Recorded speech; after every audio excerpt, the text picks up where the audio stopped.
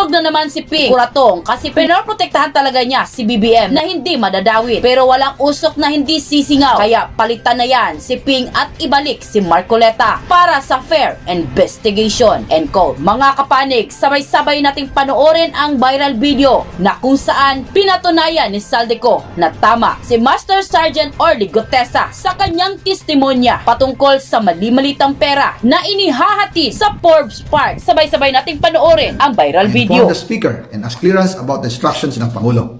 At ang sabi niya, wala tayong magagawa. Kaya po nagtataka ako kung bakit sinasabi ni Pangulo na hindi niya makilala ang budget. Samantalang lahat na binawas at dinagdag sa mga ahensya ng gobyerno ay humihingi ng approval sa kanya si Sec. Mina Pangandaman. Bago namin ginawa o tinapos ni Senator Chis Escudero during the BICAM. Sinabi pa ni Sec. Mina, everything is cleared with the President. Basta importante, pasok ang pondo na request ng Pangulo. The following day, sinabi ni Sec. Mina, approve na si Presidente BBM sa lahat na binawasan na ahensya. Masaya na ang Pangulo dahil naipasok ang gusto niyang 100 billion insertion. Wala pong perang napunta sa akin. Lahat po ng insertion napunta sa ating Pangulo at Speaker Martin Romualdez. Ako lang at ang aking mga tao, sila Paul Estrada, Marty Sy, at ang aking mga security ang nag-deliver papunta sa bahay nila Pangulong Bongbong Marcos at Speaker Martin Romualdez sa North Forbes Park, South Forbes Park, hanggang sa Malacanang. Yung mga deliveries po ay merong record ang aking mga tao. Totoo po yung sinasabi ni Orly Gutesa na nag-deliver siya sa Forbes Park. Totoo din po ang sinasabi ni Orly Gutesa na nag-deliver siya sa Malacanang nung siya ay nasa Senado. Para mapatunayan ang mga litrato na deliveries ay ilalabas ko po together with this video.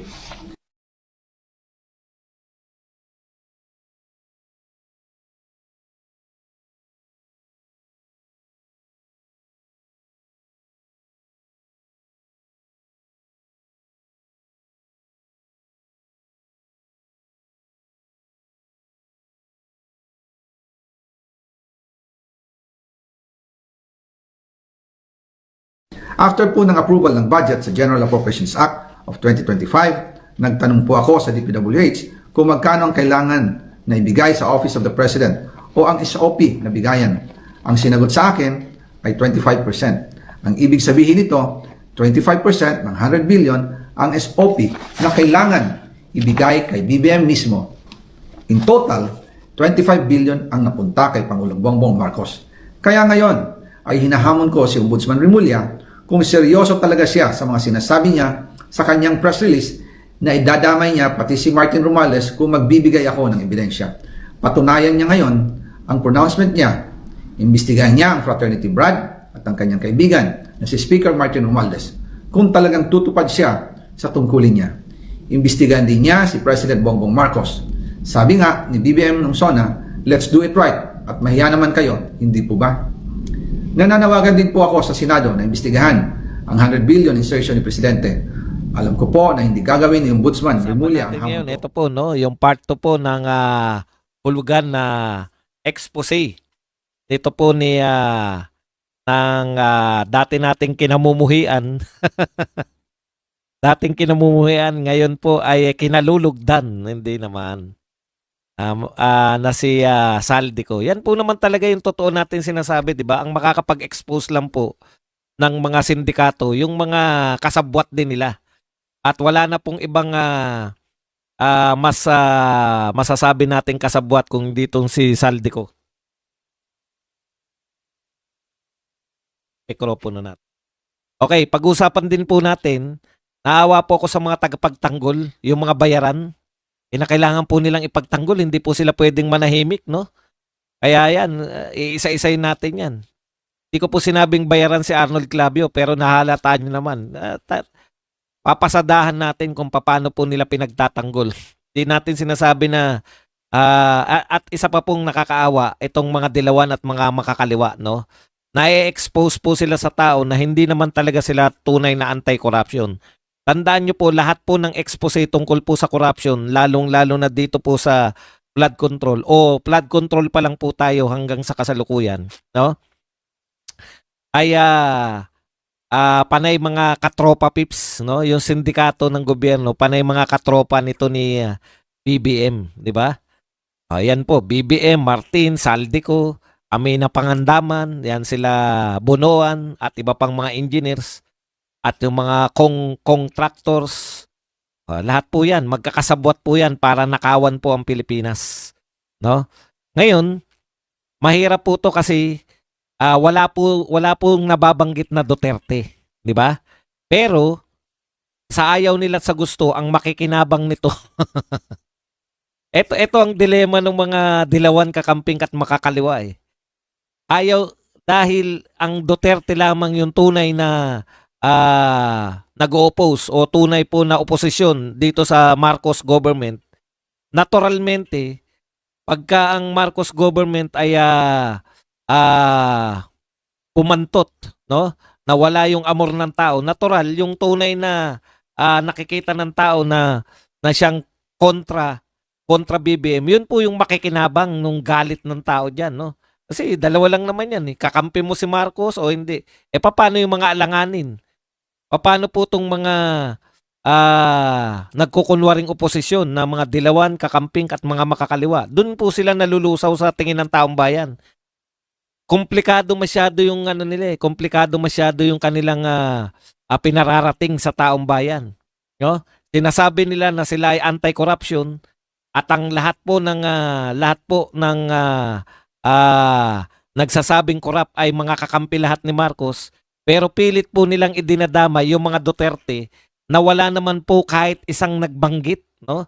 Wala po ni isang nagbabanggit ng pangalang Duterte.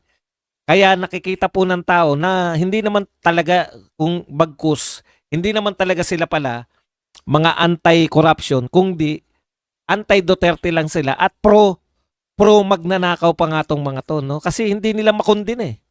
Hanggang ngayon po, nilantad na ni Saldico, hindi pa rin po sila. Mababagal sila mag-isip eh. Kung ako sa Dilawan at saka sa putya, pabanat na ako, no? Anti-corruption pala kayo, nilalantad na kung sino yung mga mastermind ng corruption, tapos kayo, Duterte pa rin. Kawawa talaga kayo. Ngayon, hindi nyo po pwedeng sabihin sa tao yan eh. No? Ang tao po, simple lang. Alam na po ng mga tao noon pa, tamang hinala na yung mga Pilipino. Kilala na nila yung mastermind. Ang kinakailangan lang nila, kumpirmasyon. Kumpirmasyon mula kanino? Kumpirmasyon po mula po sa mga kasabwat. Mula po sa kasama sa sindikato. Oh. Si Saldico, ang tingin ko, third in command to. Pangatlo sa pinakamataas sa sindikato tong Saldico na to. Hindi ko po yan sinasabi na hindi magnanakaw. Magnanakaw po yan. Pero alam niyo yung magnanakaw na katabi ni Jesucristo nung pinako sila. O yan po ang mapag-uusapan natin. Pero bago yan, pindot na. Okay. Isa-isahin po natin. Ano po yung sinabi ni Saldico sa kanyang part 2? Ang sinabi ni Saldico, pinatotohanan niya. Ang sinabi po ni Saldico, tinukoy na po, di ba? 100 million. Ang sinasabi na insertion. Ngayon, kung may 100, billion pala, billion. 100 billion na insertion. Magkano ang binigay kay BBM? Ito po, ayon kay Saldico to, Ang binigay nila kay BBM ay 25%. So, 25 billion. Pucha. Ang laking pera nun. Yung pong 35 maleta, no? 1 billion mahigit. So, ilang balik yan? Yan 25 billion yan. Yan yung sinasabi ni Lacson dati. Eto si Lacson nakakatawa kasi lagi niya pong pinagtatanggol si BBM pero sinasabi niya, hindi ko pinagtatanggol yung presidente pero binabanata niya si Saldico. Okay. Yung munang mga sinabi ni Saldico, ang diniliver nila na pera po na nakalagay sa maleta, diniliver nilang pera, 25%, 25 billion. Yan po ang share ni BBM sa 100 billion na insertion, no? 25 billion. Yan muna, no? Tapos sinabi niya rin tama si Gutesa. So, ang sinasabi ni Lacson nung una, eto sinasabi nila, si Gutesa lang yung nagsasalita tungkol kay Martin. Martin lang, 'di ba? Ngayon, hindi na si Gutesa na lang. Eto na si Saldico mismo, yung involved mismo. Yung isa sa mga pinagpapasahan. Ang hindi ko lang gusto, na ginagawa ni Saldico, nililigtas niya sarili niya. Hindi mo pwedeng iligtas ang sarili mo dahil putya, hindi kami maniniwala sa'yo na wala ka dyan. May aso ba na kinagat yung ulam na hindi nalawayan? Ha? Pag ang aso kumagat sa ulam, nalawayan niya yung ulam na yun. Okay. So, ibig sabihin, mga kapatid, may nagko-corroborate na dito kay Gutesa. Yung usapin ni, alam mo, ito si Ping Lacson, nagbibigay ng mga palaisipan para pagdudahan si Gutesa. Sinasabi, kung magdi-deliver lang ng pera, bakit Trimoa pa? Mahal yun, 100,000. Ito po yung kasagutan. Kasi nga, 25 billion yung diniliver kay BBM. Kung mumurahin pong maleta yan, isang gamitan lang yan, sira na. Mas obvious kung bibili ka lagi ng maleta, di ba? So kung isang deliver nila Gutesa ay mga around 1 billion mahigit. So at least 25 billion na magagamit na yung matibay na maleta, di ba? Bulaanan yung mga pinagsasabi mo, Lacson, yung tinatanim mo na yan lang ang sinasabi nila eh. Hindi nila kayang sagutin.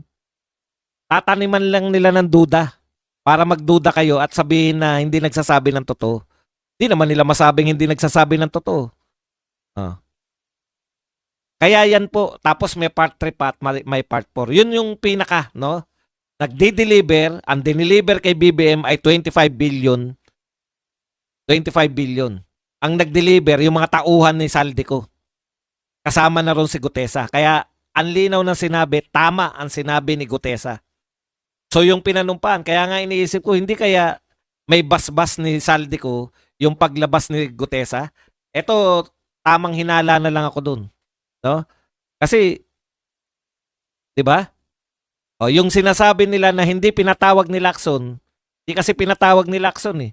Yung tinutukoy ni Gutesa ng mga pangalan na kasama niya, yung pinakatao, yung kanang kamay ni Saldi pagdating sa mga pagde-deliver at pagtanggap ng pera. Yan yung question sa iyo, Lacson. Bakit hindi mo inimbitahan yung mga tao na yan?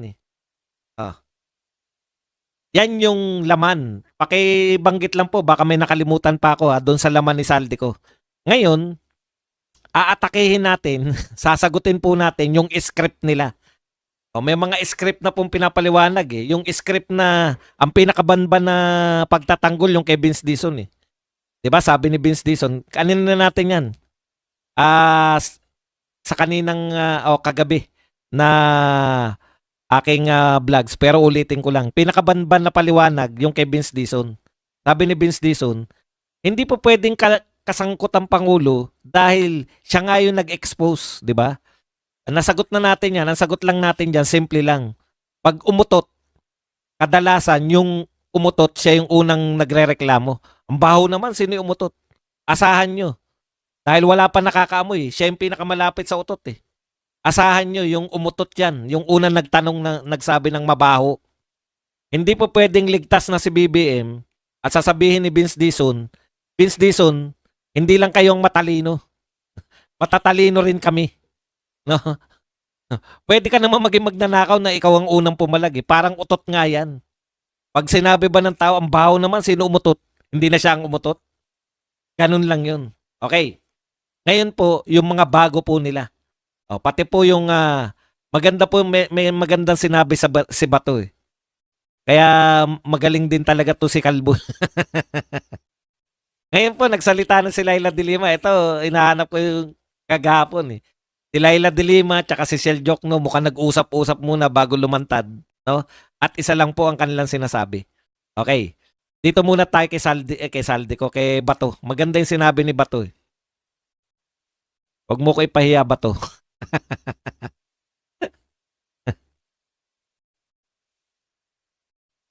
Hindi ko makita eh. Okay, ito po ang sinabi ni Bato. Tahimik ang Pinklawans at komunista sa expose ni Saldico. Strategize muna sila how to appear righteous and anti-corruption kuno at the same time prevent the downfalls of this government from which they benefited a lot. O, di ba? Kaya sila tahimik ay dahil nag-strategize pa sila. Paano sila magsasalita kay Saldico? Paano nila ano yung magiging reaction nila? Nalalabas na sila ay anti-corruption pa rin. Pero Senator Bato, nagsalita na si Laila De Lima at nagsalita na si Shell Jokno. Yung dalawa sa pinaka yung mga mukha ngayon ng mga dilawan at kakamping, no? At sad to say, pambanban yung kanilang sinabi. Mamaya na yan, dito muna tayo sa Bayarang Media na nire-represent nito ni Ako si Igan, Arnold Clavio. Ito po ang simpleng banat ni Arnold Clavio. Hindi niya po sinasabi na walang kasalanan si Martin Romualdez, walang kasalanan si BBM. Pero ipinantatakot niya sa tao yung presidency ni Sara Duterte. Di ba? Akala naman nila pag tinakot nila yung tao, Arnold Clavio, wala nang naniniwala sa'yo. Pero dapat pa rin nating sabihin to kasi eto lalamanin. Tandaan po ninyo, nauuna lang po lagi si Arnold Clavio pero eto po lalamanin ng mga Bayarang Media. Napansin ko na yan eh. Kung ano yung sinasabi ni Clavio, yan yung lalabas ng mga Bayarang Media. Eto ang sinabi ni Arnold Clavio. Kapag lumala pa ang sitwasyon na tuluyan lumakas ang panawagan na palitan na ang kasalukuyan na kaluklok, dapat ay handa tayong lahat. Kala mo no? Alam mo Clavio, wala nang mas worse pa sa kasalukuyang gobyerno. Kaya wag mong ipantakot sa amin si Inday Sara na presidente. Tuloy natin. Maraming sektor ang hindi naman tanggap na ang papalit kay Pangulong Bongbong Marcos Jr. ay si VP Sara Duterte. Diba? Tinumbok mo rin. Maraming sektor daw. Sinong mga sektor yan? Kayo? Sektor ng Bayarang Media? Utot nyo. Kung papipiliin lang yung pati po yung mga negosyante, pipiliin nila si VP Sara anytime. Kaya lang, hindi nila sasabihin yun. Bakit hindi nila sasabihin? Kasi pwede silang akusahan. Nag-iingat yung mayayaman. Dahil takam na takam sa yaman nila yung mga magnanakaw, di ba? Kung ikaw ay mayaman, kung ikaw ay maraming kayamanan, ang sarap naglalaway yung mga magnanakaw sa yaman ng mga yan. Bakit naman nila bibigyan ng pagkakataon yung mga magnanakaw sa gobyerno na angkinin yung yaman nila? Naintindihan mo, Clavio? Hindi porket hindi sila nagsasalita laban kay BBM, ay ayaw nila kay BP Sara. Alam nga namang harap-harapan nila sabihin, mas gusto namin si BP Sara ang presidente. Di akusahan sila ng rebellion, akusahan sila. Di ba? Yung yaman nila, pwedeng kumpiskahin yan. Kaya dahan-dahan ka, Arnold Clavio. Ikaw wala kang awat. Pwede kang kasuhan anytime.